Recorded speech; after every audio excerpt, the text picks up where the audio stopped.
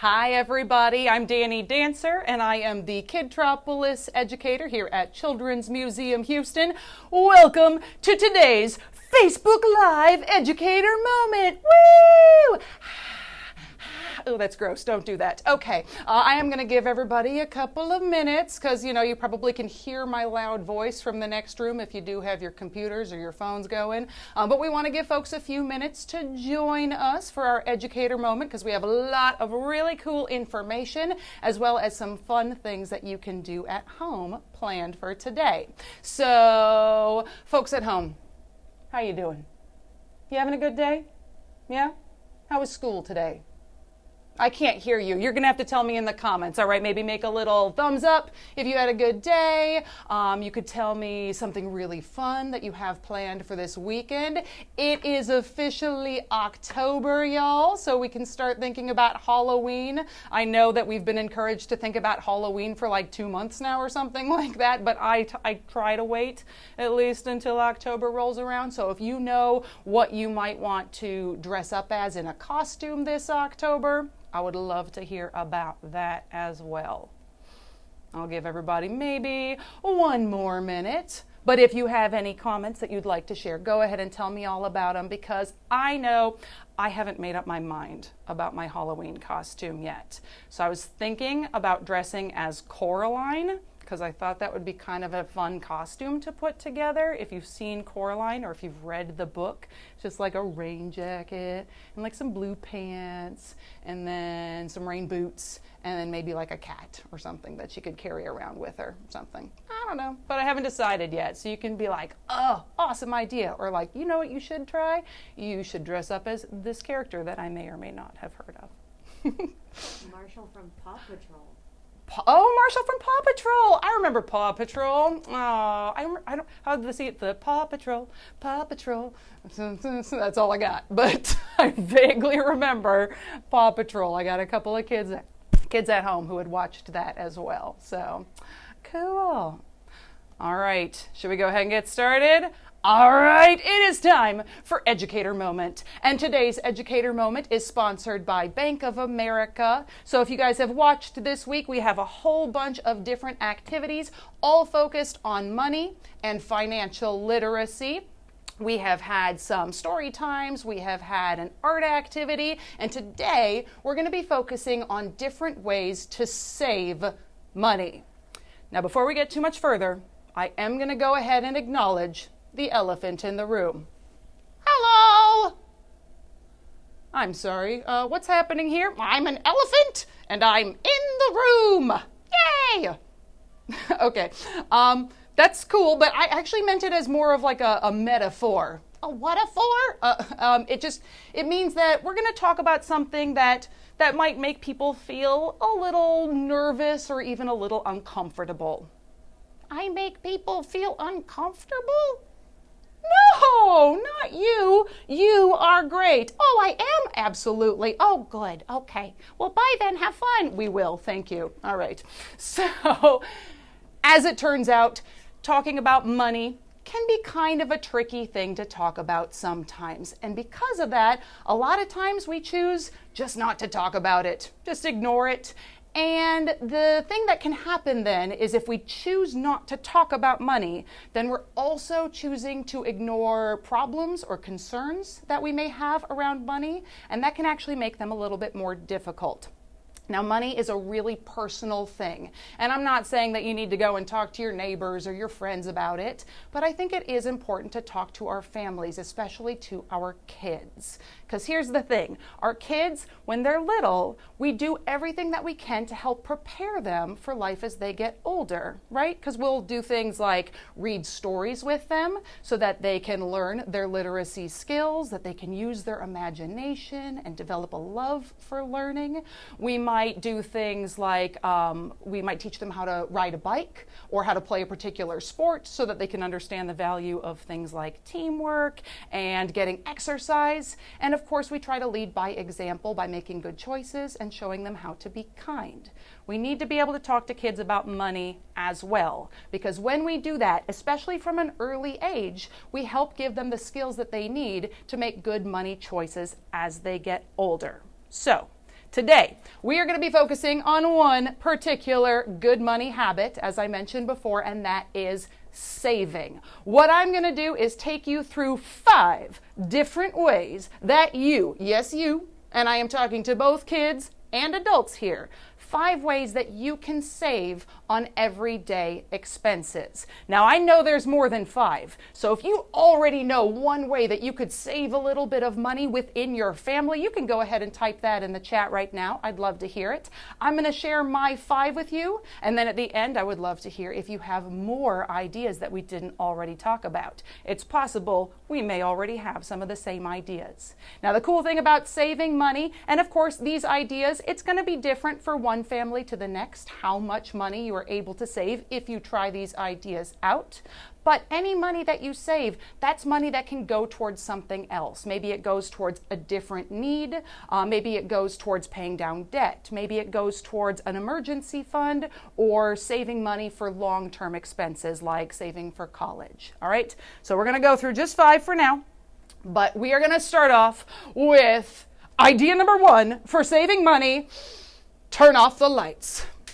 Okay, but except I didn't actually mean right now because I'm actually using that light right now. So can we turn the light back on? Oh, good. Yes, no, I don't mean if you need it, right? But we are spending a lot more time at home than many of us used to. And that means because we're at home more, we're using more electricity or energy, and that costs money. So finding ways that you can use less electricity by making different choices can help save money.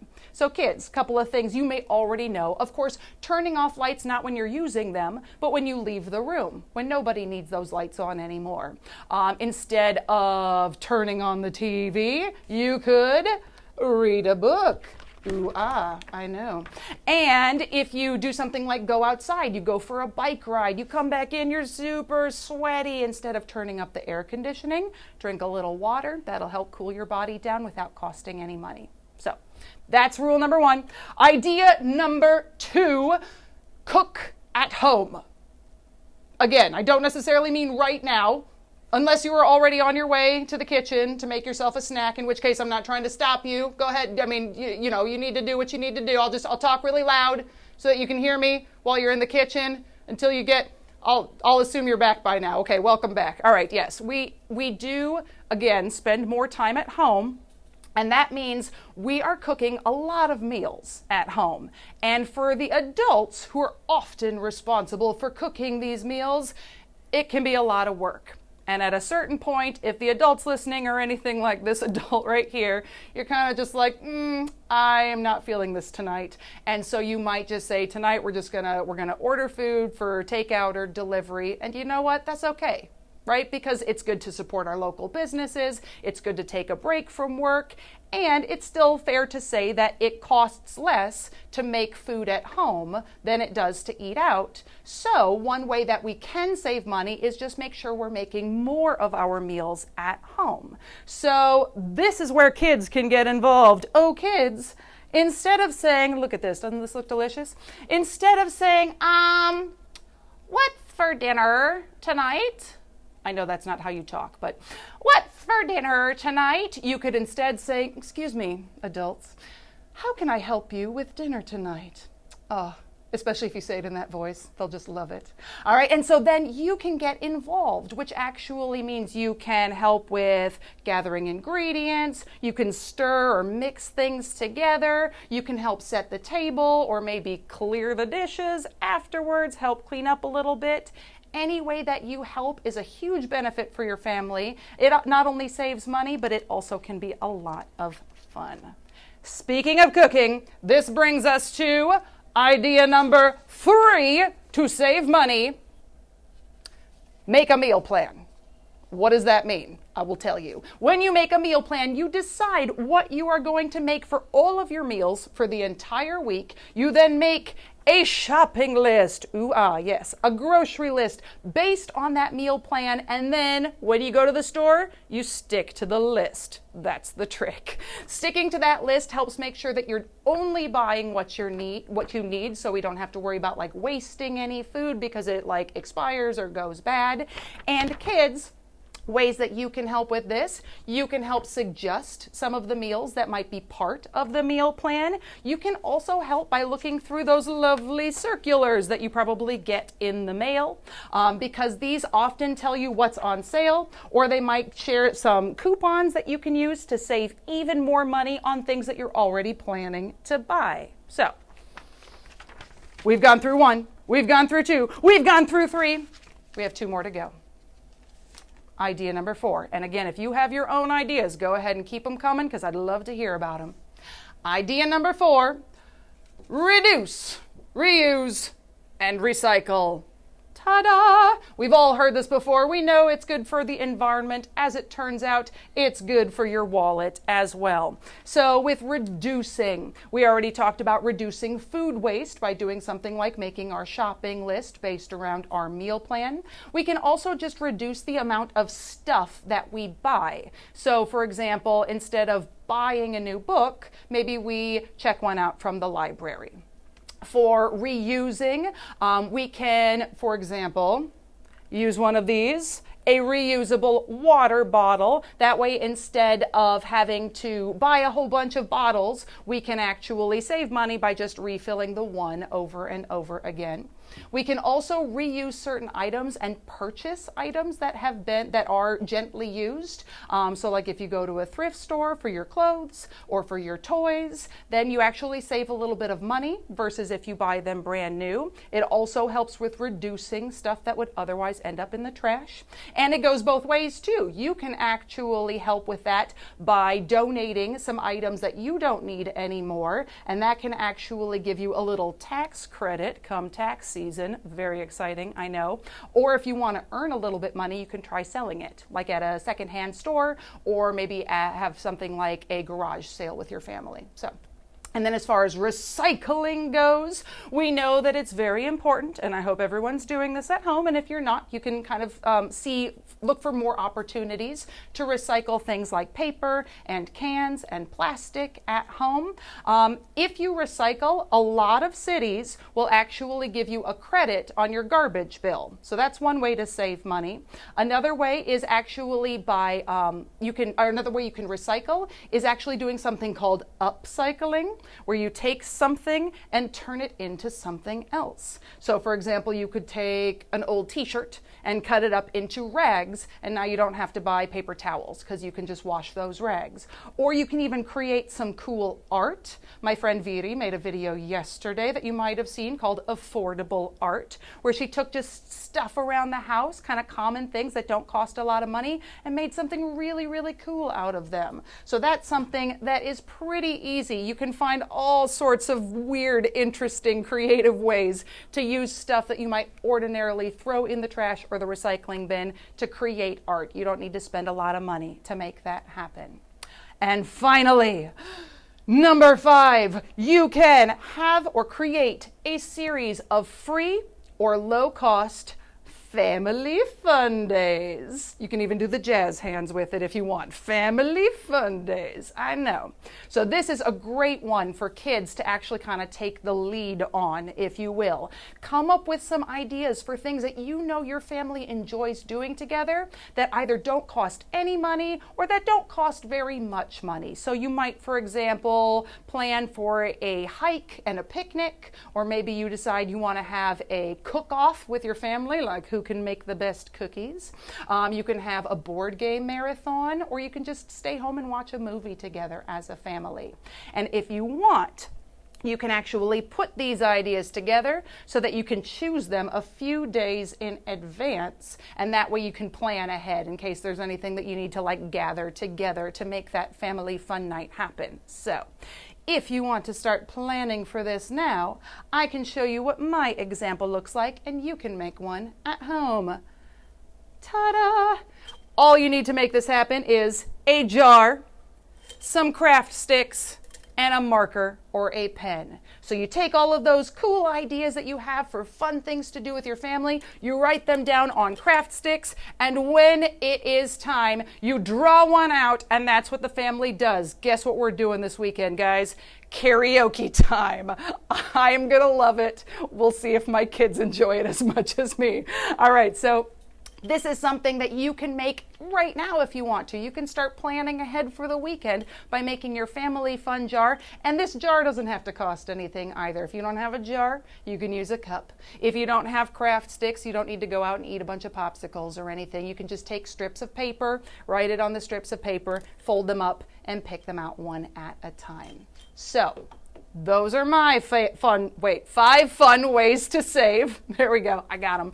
And I know there's a bunch more ideas out there. So have we heard any ideas that we can share, or are we still kind of thinking about it? We wanted to hear what the offerings were first. So we actually got turn off lights before you mentioned it. Great minds thinking alike. I'm glad that that's something you're already practicing. Awesome. Other than that, All right, so other things that you can do if you want to put in the chat, not only just other ways to save, but you can also put in some of your ideas for the Family Fun Day project. So I've got like a work on a DIY project. Maybe you decide, you know what, our family needs to take that old chair and we need to paint it and make it look really, really cool so that people come by and be like, who made that chair? And you'll be like, we did, my family, because we're awesome. So see if you would like to share some of your ideas right now, because hopefully you are gonna make your own Family Fun Day jar. But you can also share some ideas in the chat. Maybe some other people will go, oh, that's cool. I would totally do that with my family. In the meantime, as far as other ideas, other ways to save, I would definitely encourage you to check out a website. It's bettermoneyhabits.com, and that's actually a project of Bank of America and Khan Academy. It has all sorts of different ways to save, as well as different information on financial literacy, both for kids and for adults, so it's a really great resource. We have also had this whole week, we have been doing different videos all about financial literacy for our Bank On It WonderWeek, sponsored by Bank of America. So like I said, you can check out some story times and some cool science experiments, our art project, and tomorrow we are going to be doing our first full Tot Tunes episode. We actually have 3 songs that we are putting together all about money. One of those songs is in Spanish. They are all original music by Jacob. They're so awesome. I really, really hope you check that out tomorrow. So in the meantime, I hope you guys are having fun. Give me a thumbs up if you had fun with this educator moment. You can just do it to the computer, or you can, put the little emoji looking thing in there. But in the meantime, you all, thank you very, very much for joining me for today's Educator Moment on Facebook Live, sponsored by Bank of America. From Kidtropolis in Children's Museum, Houston, I'm Danny Dancer. Thank you so much for joining me, and have a great day. Bye.